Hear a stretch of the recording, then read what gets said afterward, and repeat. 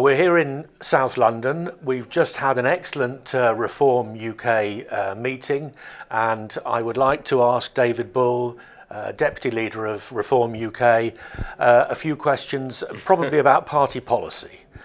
So if we start off, can you just remind the viewers what our policy is on the health service, as obviously you're a doctor, so you understand these things. Well, indeed. I mean, look, I graduated a very long time ago, and what was clear to me was that the health service is probably the best loved system in the world, but is it the most efficient? And the answer is no. You know, sometimes, and parts of the NHS work really well and parts of it don't. So I wanted to take that right at the beginning and look at what were the bits that work really well, what were the bits that don't work, and how would you actually change the current system? We've got a major problem. 6 million people waiting for elective procedures right now. We think that will go up to 12 million. And of course, all this has happened because of the COVID lockdowns. Now, those lockdowns, I think, will be proved to have been a disastrous policy mistake. I think you could probably argue the first one was useful because what it did is it bought you time. The other ones, I don't think actually achieved very much at all. But we've got people in pain who desperately need procedures. So the Reform UK has been very clear. We want to work towards having zero waiting lists within 18 months. And that's a really big policy, very bold policy. So the question is, how do you do that? Well, actually, it sounds a very high target to set yourself. Well, it is, but you know, we spend £176 billion on the NHS. It's not, you know, there is a lot of money going into the NHS, and the problem is the money is not going into the right places. 48% of the budget for staff is non-clinical. What sort of a company would operate with those kind of margins? I mean, it just wouldn't exist, would it? It would be bankrupt immediately. So what we've said is actually we want the patient to be in control of their treatment, and actually patients aren't currently. We want the treatment to remain free at the point of need. So that's really important. And what people need to understand from this, if you cannot see a GP within 3 days, we will give you a voucher and you can see a private GP. And it will be paid for by the NHS. And are there enough resources in the country to allow that to happen? There are. Okay. And I'll come on to what would happen next. So if you can't see a hospital consultant within 3 weeks, you would then get a voucher and you go and see someone privately. So it's a good question, the one that you ask. But what it would also do was if the private sector knew that money was following the patient, what you'd see very quickly is rapid proliferation of private services, because the NHS is extremely good at doing things slowly. The private sector is nimble. It's much faster, the throughput is faster. And so obviously if they know that they're going to get 250,000, say, I don't know, hip replacements, they'll make sure they can do those. But your opponents will say, but you're privatising the health service. Well, the NHS actually already has private provision in it. It has had for a very long time. The GP provision. Yeah, well, absolutely. GPs are not paid for by the NHS. They're private, private contractors working within the NHS framework. And actually, the best bit about this is it was GPs who opposed the creation of the NHS in the first place.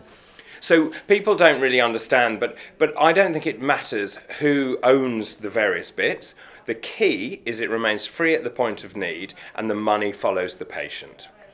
Okay, so that's one of the big policy platforms that Reform are running on. Yeah. What can you tell me about the energy crunch? Now, I know that everyone's facing these huge bills, and we're saying, well, what are we going to do? Are we going to continue to rely on Russia? Are we going to continue to rely on Qatar, for example, for natural gas, or is there an alternative? Well, we've been talking about this for 18 months, 24 months, and there is no concerted energy policy in this country. And successive governments have sort of kicked this down the road for a very long time. We know that next month, in April, the energy price cap will disappear and people's bills are going to go up by 50%. In October, they're going to go up by another 30%. People are already struggling. And why are we in this mess? Well, it was because of Theresa May in 2019. If you remember, she wanted to leave a legacy and she wanted us to become net zero by 2050. Boris Johnson doubled down on it. And it all seemed so lovely, didn't it? Skipping through flowers saying we're going to be net zero. Well, it's not practical, it's not achievable, and it will actually cost a lot of money. So what Reform UK has said for a very long time is we believe in renewables. Richard drives an electric car. I drive an electric car. We believe in having solar and wind and hydroelectric. We also should be building nuclear power stations. By the way, they should be British owned and British made, not being owned by the French and the Chinese. Isn't there some new smaller nuclear reactor? That's right. So these are SMRs. That's SMRs. They're small modular reactors, and that is exactly what we want because they're quicker to build and I think they're easier to maintain. And at the same time, we are sitting on £2 trillion worth of natural resources in gas under this island. Now that is enough to be very energy sufficient. Now with fracking, when they started fracking, they actually used very, very low safety levels. In fact, it's less than half of normal construction noise. So there are newer ways of extracting that gas. But I think in the short term, what the Ukrainian situation has shown is the volatility in the world. We need energy security, and actually people need to keep their lights on. So we need to do something, and we need to do it very quickly. So it's energy affordability, but if we start to extract some of this natural gas from beneath our feet, that's going to profit the oil companies unless we tax it. Now, if we tax it, presumably that's going to benefit the taxpayer. Yes. And obviously, all of the detail needs to be worked out, but I see no reason why we wouldn't tax it. But the point is, what we need to do is to provide cheap, affordable, clean energy, or as clean as we can, but with a view that we want to get to 100% renewables, but we can't do it in this short space of time. So we need to use the resources that we've got here. And also, as you know, even with electric cars, there are huge problems getting lithium, for example, right now. So whilst it would be wonderful to say we'll do it by 2050, it's not possible. And aren't there proposals for lithium mines in Cornwall now? I think there are, yes. You see, that's an exciting proposition. Well, exactly. And the whole point is that we've been lazy. Actually, it's a bit like I'm so frustrated with the lack of infrastructure in this country. We can't even build an airport. We can't build a runway. We can't build nuclear power stations. What has government been doing?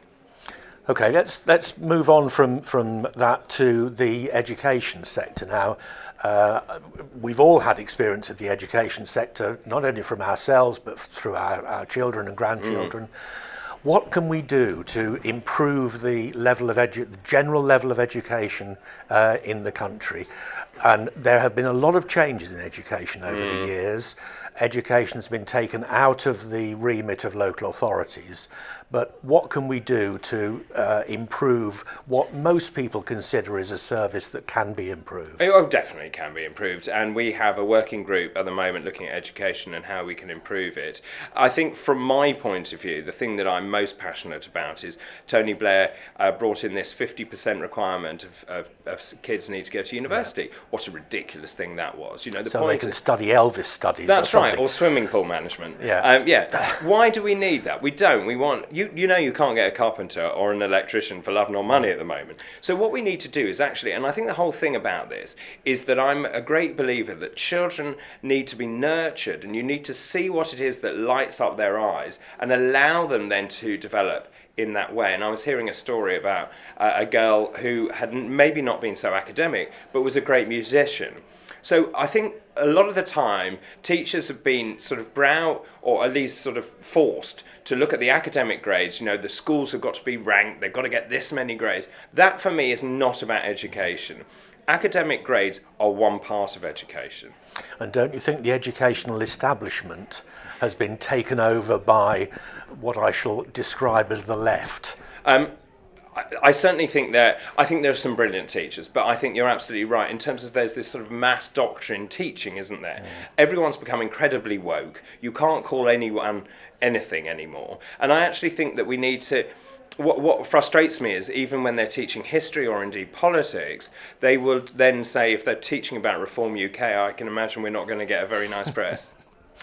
And finally, I would imagine you can probably answer this question, although the Shadow Minister for Equalities couldn't. What is a woman? A woman, genotypically, a woman has 2 X chromosomes and therefore has phenotypic characteristics, including breasts. Now, That, to me, sounds like a sensible technical description. David Bull, thank you very much. Pleasure, absolutely pleasure.